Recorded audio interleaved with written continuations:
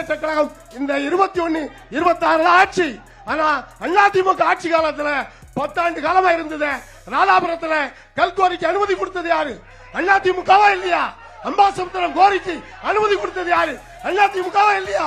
சொல்லுங்க பாப்போம்.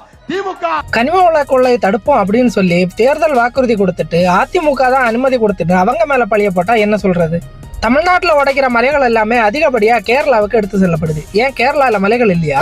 கேரளால 2015ஆம் ஆண்டு கனிம வளங்களுக்கு தனி சட்டம் கொண்டு வந்து குவாரிகளை கட்டுப்படுத்தினாங்க. கேரளால 529 குவாரிகள் இருக்கு. தமிழ்நாட்டில் எத்தனை தெரியுமா? 1845 அனுமதி பெற்ற குவாரிகள் இருக்கு.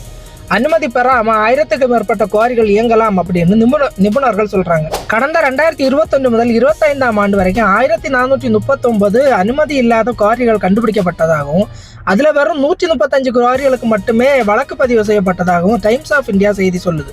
கேரளாவுக்கு கற்கள் கொண்டு போறதுக்கு அதிகப்படியா அனுமதி தரணும் அப்படின்னு சட்டமன்றத்துல பேசினவர் தான் நம்ம திமுக அமைச்சர் மனோ தங்கராஜ். ஆனா போன மாசம் தேர்தல் வந்த உடனே கனிம வளங்களை பாதுகாக்க போறோம் அப்படின்னு அறிக்கை விடுது நம்ம தமிழ்நாடு அரசு, மக்களை ஏமாத்துறதுக்காக. கற்களை வெட்டி கேரளாக்கு அனுப்புறாங்க. ஆனா நம்ம தமிழ்நாட்டு மீனவர்கள் அங்க வீடுகளை பாதுகாக்கிறதுக்காக மண்ணரிப்புல இருந்து தடுக்கிறதுக்கு கற்கள் கொண்டு கடற்கரையில போடணும் அப்படின்னு போராட்டம் பண்றாங்க. ஏழை சிற்பி தொழிலாளிகளுக்கு கற்கள் இல்லை அப்படின்னு மனு கொடுக்குறாங்க.